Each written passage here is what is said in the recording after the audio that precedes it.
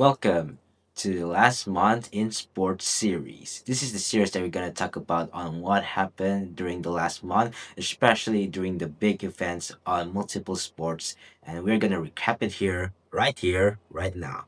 So without further ado, let's get into it. Now we're gonna start off in baseball, of course. This is a big talking point, especially early in the month, as in the finals, Venezuela beat the USA 3-2 to win its very first title in WBC history. And of course, it is a massive upset considering what happened with the country earlier, and it's from the US what as well. I think it shows that even though you might have the better team, if you don't have like the passion or the grit to get that win, it's gonna be very hard for you to be champions. And Venezuela did have it and are very deservedly so our world champions.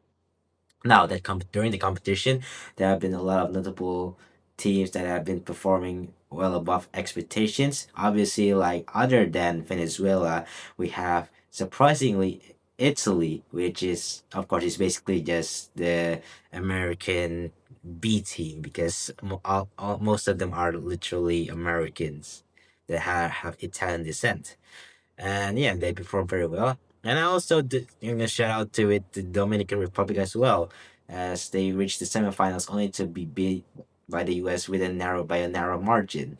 So yeah, and also this is gonna be the start of the MLB season with the New York Yankees beating the San Francisco Giants in the opening game. And now we're gonna go to the UFC. In the UFC, this last month, Joe Pfeiffer surprisingly beat Israel Adesanya by technical knockout. And yeah, Israel Adesanya has been struggling in the last few fights.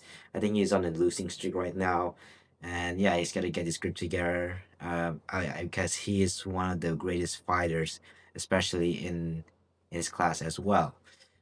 But that wasn't the main main talking point of that night, because the co-main event between Alexa Grasso and Macy Barber took all the plaudits because what a finish!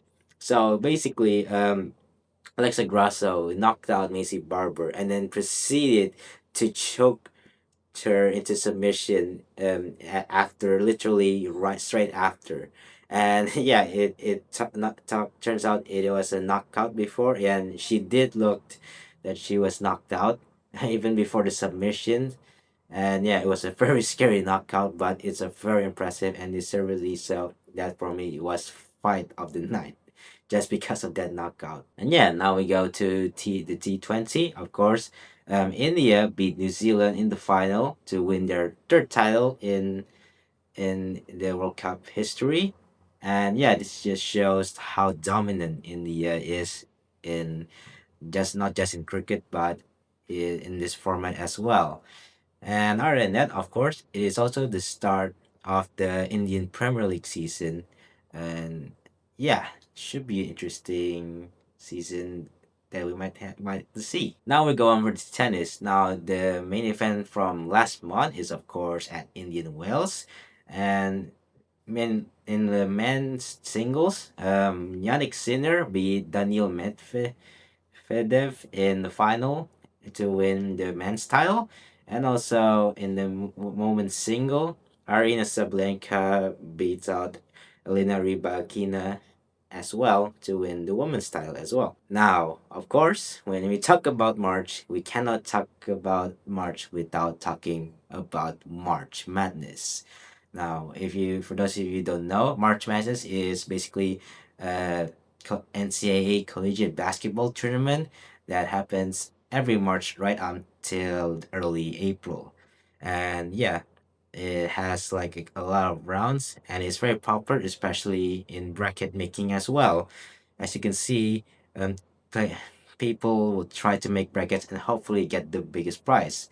But even then, the bracket that is the closest to winning apparently is reported to have 8 mistakes, which is very, very crazy because Even the closest one has 8 mistakes. So yeah, but apparently, like there are two notable upsets that happened during the tournament, especially with number 9 Iowa beating number 1 Florida in the second round, and number 12 High Point beat number 5 Wisconsin in the first round.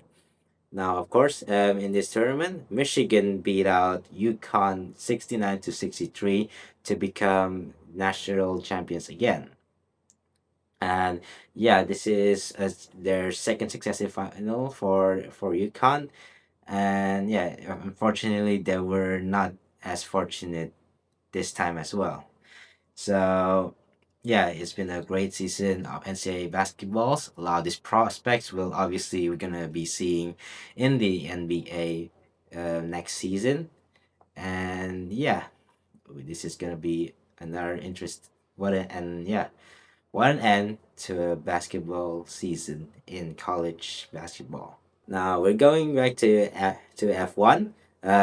Last month there were supposed to be at least one more Grand Prix. This or two more Grand Prix actually.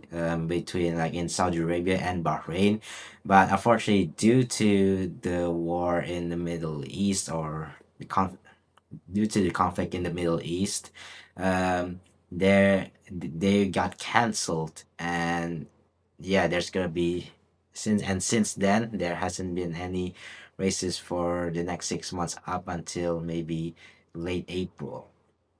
But there are two races that we have, of course, in China and Japan. And we're going to talk about in China because Kimi Antonelli becomes the youngest winner in F1 history and also becomes the youngest pole sitter as well, and that is very impressive for a kid his age. And this is basically a reincarnation of Max Verstappen. Yeah, other than that, he also manages to win the Japanese Grand Prix as well, which is very impressive. And if this keeps on going, then it looks like it's not going to be an easy championship for George Russell than what he thought about earlier in the season. Now, last but not least is of course returning to football. Now, of course, there are a lot of noble things. In the EFL Cup or the Carabao Cup, Manchester City beat Arsenal 2-0 in a very one-sided final, to say the least. And yeah, this just shows that Arsenal, whenever Arsenal tries to win a title, they ball it as usual. And looking at their performance now, they might be on the verge of bottling it again. But that's not the main point. Well, the main point of the last month's matches were, of course, the World Cup qualifications, in which there are like 6 nations that have qualified for the last 6 spots in the World Cup. And those nations are, of course, the Republic of Congo, Iraq, Czechia, Turkey, Sweden, and surprisingly, Bosnia. Yes, Bosnia beat Italy in the finals, and I guess this is a result that some might have saw coming, especially with the discourse that was happening with the Italian national team for like decades right now.